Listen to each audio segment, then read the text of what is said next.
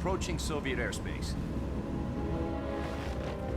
20 minutes to drop off. Commencing internal depressurization. Equipment check. Arm main parachute. All right. You ready to go? Drop zone still showing a high pressure mass. Cav okay. Good. We've got high visibility.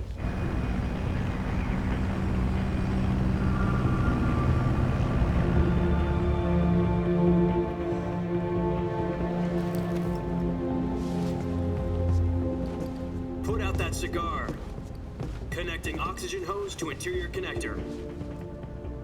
Put on your mask.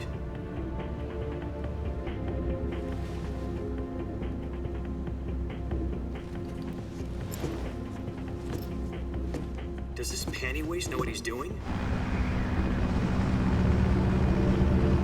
Approaching release point.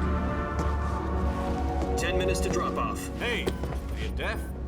He said put out the cigar and put on your mask.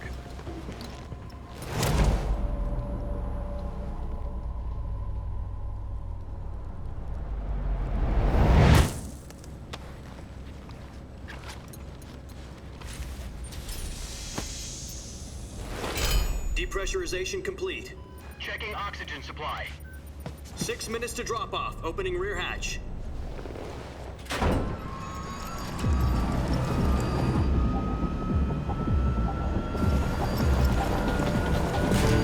Sunrise.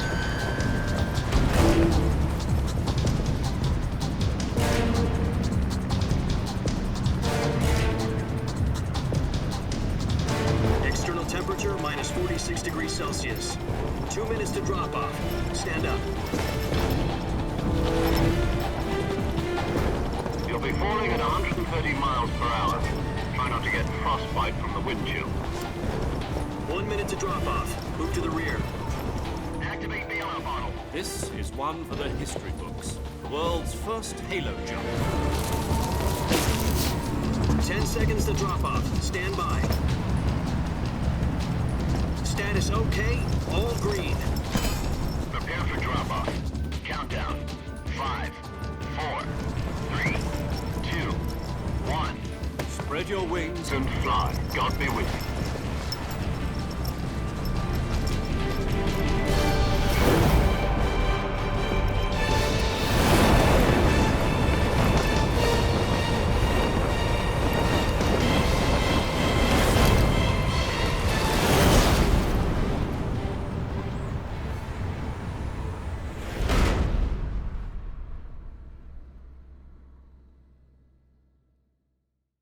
Jack, I've got some important news. The head of the CIA has finally given us the green light for the virtuous mission. Virtual mission? No, the virtuous mission. The future of our Fox unit depends on it. If it succeeds, we'll be officially organized into a unit. Virtuous mission? Sounds like some kind of initiation ritual. Don't get cocky. This isn't a training op. Right. So what exactly is this wonderful mission? Well, about 2 years ago, a certain Soviet scientist requested asylum in the West through one of our moles. His name is Nikolai Stepanovich Sokolov. He's head of the OKB 754 Design Bureau, one of the Soviets' top-secret weapon research facilities, and the East's foremost expert on weapons development. Sokolov? Isn't he that famous rocket scientist? The very same. On April the 12th, 1961, the Soviets achieved the first manned spaceflight in history. The Earth was blue, but there was no God. Well spoken. The rocket that carried Yuri Gagarin to orbit was the A-1, known as the Vostok rocket. Sokolov is said to be the man most responsible for the multi-engine cluster used in that rocket. After Gagarin's flight, Sokolov left rocket development to become the head of the newly established Design Bureau. From a lowly technician to head of a design bureau, that's quite a success story, so why do you want to defect? It seems he'd become afraid of his own creations. Afraid? Call it a crisis of conscience. And for that, he left his country and his family behind and went over the fence? Not exactly. One of his conditions was that his family was also to be taken safely to the West. We used a mole to get the family out first and succeeded in sneaking Sokolov over the Berlin Wall shortly afterwards. I was the one who conducted the operation. The security on the eastern side was still full of holes back then. Then what? We got Sokolov over in one piece, but the whole ordeal had left him exhausted, and we checked him into a hospital in West Berlin. It took him 2 weeks and more than 600 miles to get from the research facility in the Soviet Union to Berlin. He was in no condition to say anything coherent. And it was only a week later that we had something much bigger on our hands. The Cuban Missile Crisis. October the 16th, 1962, President Kennedy received word that the Soviets were in the process of deploying intermediate-range ballistic missiles in Cuba. The President demanded that the Soviets dismantle and remove the missiles. At the same time, he announced a naval blockade to prevent further missile shipments from reaching Cuba. But the Soviets didn't back down, instead placing their armed forces on secondary alert. Soviet transport ships carrying missiles continued on course towards Cuba. US and Soviet forces went on alert for an all-out nuclear war. Frantic negotiations were conducted through the UN's Emergency Security Council and unofficial channels to end the hair-trigger standoff.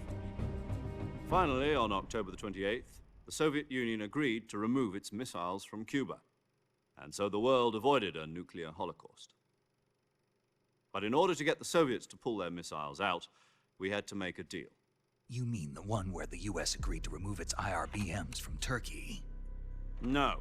The Jupiter IRBMs deployed in Turkey were obsolete, and we were going to get rid of them anyway. They had no strategic value whatsoever to either the US or the Russians. The Turkey deal was a ruse, a cover story that was fed to the other intelligence agencies around the world. So what did the Russians really want? Sokolov.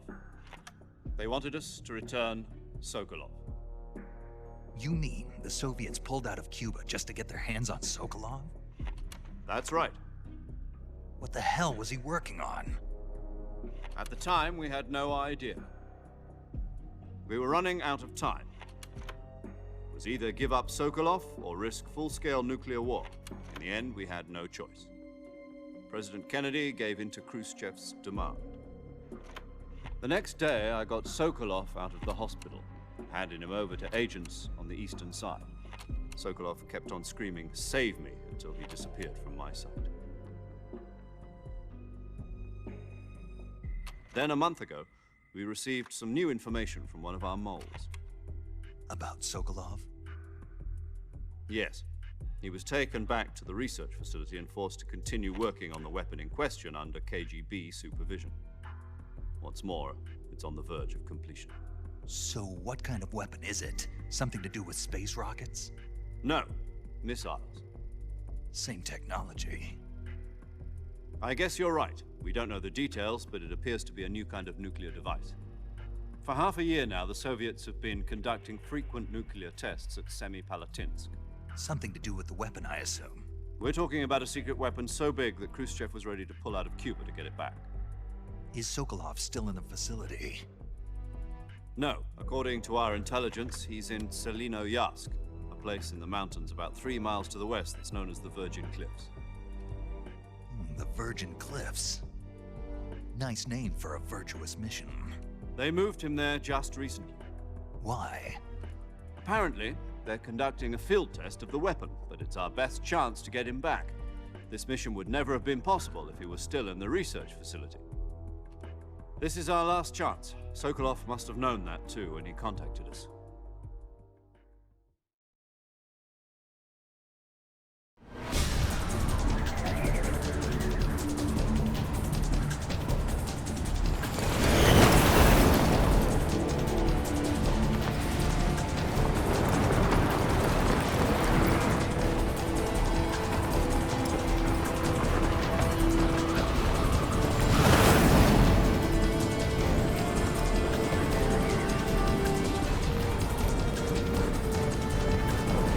Listen up, Jack.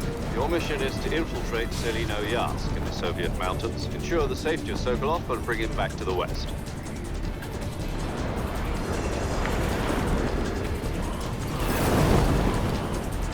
If we don't get Sokolov back before that weapon is complete, we'll be facing a major crisis. The clock is ticking.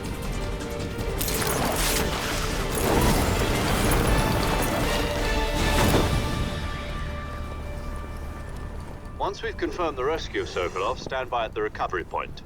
A recovery balloon will be dropped at that point. Helium will be pumped into the balloon to inflate it. The process takes about 20 minutes. Once it's complete, the gunship's arm will latch onto the balloon and pull it up. The Fulton surface-to-air recovery system. I'm familiar with the theory. Take it easy. It's been combat proven. Do you think Sokolov is up to it? The shock will be less than during a parachute jump, and the arm can handle up to 500 pounds. So you're planning on going over the border in a single combat Talon? She's equipped with two 6-barrel 20mm Vulcan cannons, as well as two 40mm machine guns. Sounds like she could hold her own against a battalion of tanks. Even with the fuel in the reserve tank, we're facing a 4-hour time limit. If all goes well, it shouldn't take more than a few hours. Home in time for dinner. But if anything goes wrong, you'll be eating dinner, breakfast, and all the rest of your meals in the jungle.